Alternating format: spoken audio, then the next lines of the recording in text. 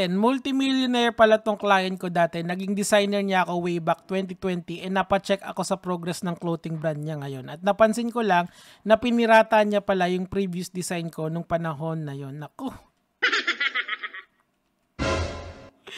Naintindihan ko naman na mahaba line-up ko at timeline ng para mag-design. Magpapadesign ko dati. Pero kumuha ka ng new artist para kopyahin yung existing work. Sa ibang brand ng iyong previous artist X 'yon. Ayun. So ang nangyari daw yung design na pinakita niya siguro draft 'yon tapos pinagawa niya sa ibang artist para i-finish. So hindi ko kasi alam yung kontrata nilang dalawa pero ang akin lang talaga syempre dapat nagpaalam ka doon sa previous artist. Ano lang 'yun? Ethics, 'di ba? Sabi nga nila. So, pero siguro kung talagang seryoso tong si Angelo, I think you should try to see if there is a copyright infringement case dito lurking somewhere. Okay, so lakihan natin po yung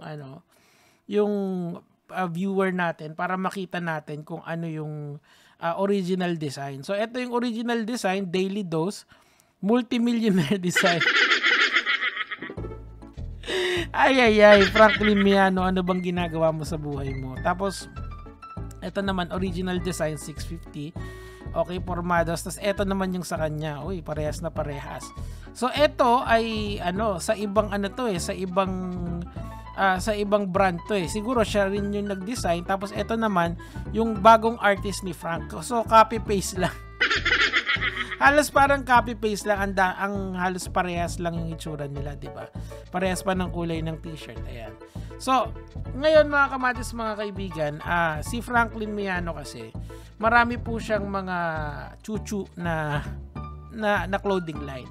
So, i-check natin isa-isa yon. Tapos, end of this video, papanood ko sa inyo yung kanyang mga claims na kung paano siya yumaman sa clothing line. Okay, simulan natin.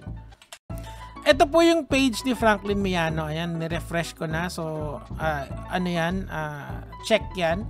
Ngayon, meron siyang mga nilista dito ng mga kumpanya. Ito yung MSB niya na pinagmamalaki niya. Pero yung Empire Apparel, ito yung mga ating in question. Tsaka itong Phenomenon Apparel. Kasi these are all the clothing brands that this person claims to own. Okay? So, tingnan natin tong Empire Apparel ko na to. So this has marami 10k followers, 10k likes, tapos kaso ang last posting niya February 3, 2021. So ang tagal na, tapos ngayon may 18 likes. Sigurado mo galing yan sa mga may issue kasi na lumabas ngayon, siguro dyan galing yun. Tapos ito naman yung Phenomenon Apparel niya na mamaya may video siya na pinagyayabang niya na yan daw yung kumita siya ng million dyan. Pero ang last posting date nito is May 9, 2021. Even if you scroll down further down, etong page na to really didn't do any parang it didn't do well. Gets nyo? Napaka-generic kasi nung pagkakagawa, and hindi ko alam kung sino yung mga model na yan. Tapos meron siyang mga wholesale na kung ano yung tinuturo niya sa video, yun yung wholesale na bentahan, yun yung ginagawa niya, parang pinapast off niya dun sa mga unknowing na mauto niya. So nakakatawa lang, kita niyo ang dami, di ba? So hindi siya masyadong nagbo-boom, and ang masakit niyan, may claim siya kasi dito. Panoorin natin 'yun. So, isipin nyo, binili ko yung damit for 80 pesos wholesale, plus shipping fee na 90 pesos. Okay. So, 170 pesos yung total cost ko. Ang benta ko is 999 pesos. Grabe sa markup. 10x. Kinita ko is 829. Naubos ka agad yung 100 pieces na nabili ko. Ang kinita ko is 82,000 sa isang bagsakan lang. Wow, palakpakan naman dyan. So, ito yung isang apparel niya or yung clothing line niya na sobrang successful daw. Pero pag tinignan mo yung page, mga kamatis, mga kaibigan, masasabi kong dead page na. Ayan, kita mo. Ito yun, Phenomenon Apparel. Pag tinignan mo yung yung likes nito, halos wala na, walang pumapansin. Parang Ganun kasama itong Facebook page na to. Siguro sila din yung nag-like niyan. 'Di ba? So tuloy natin dito. Ginawa ko sa 82,000. Pinambili ko kagad ng thrifted clothes sa Taytay Rizal ulit.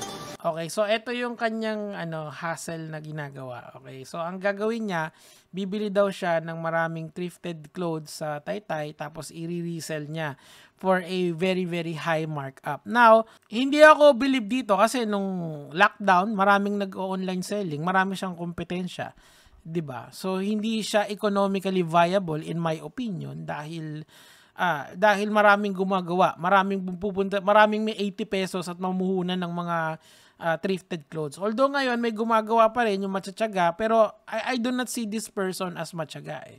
So, ngayon, kung susundan mo yung train of thought niya, bakit pa rin may nagrereklamong artist?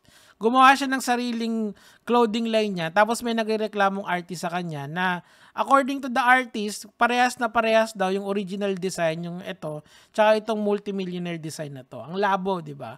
So, mukhang hindi naging successful yung plano niya kung pagbabasihan mo itong post nitong artist na to. Di ba? Ayan o, ita mo, ayan o, original design, tapos yung Empire, yung kanyang clothing line, di ba? So, tuloy na natin yung kanyang pagkukwento. Lahat ng 82,000 na yun, binili ko lahat. Pinalaba ko lahat. Pinatsahan ko lahat. Pinicturean ko lahat. Kumita na ako ng 500,000. Doon ako nag-decide na gawin ko na talagang business to. At pinangalan ko tong business na to na Phenomenon Apparel. Okay, remind lang kita ha, etong Phenomenon Apparel na yan, eto yan ha. Remind lang kita, Franklin Miano, etong Phenomenon store mo or apparel mo, ang last posting time nito ay May 9, 2021. Pag kinlik ko yung store, pupunta pa ako sa Russia.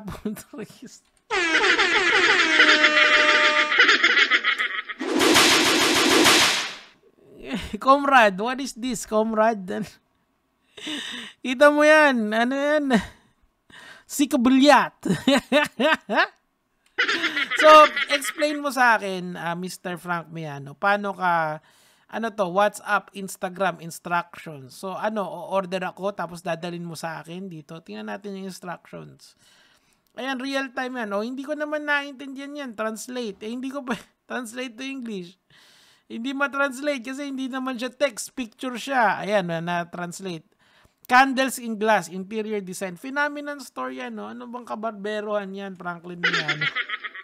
So, ang sinasabi mo sa akin, dito sa Facebook page, nagbebenta ka ng thrifted clothes. Pero pag lipat ko dito sa website mo ay ang nandito ay mga ay Russian store. What is Anyway, Franklin Miano, hanggang dito na lang ako. Sana matauhan ka na dyan sa ginagawa mo. Parang hindi na kasi maganda. Araw-araw po may nagrereklamo dito sa tao na to. Ayoko namang, alam nyo, ayoko kasi naiisa lang yung aking type of content, di ba?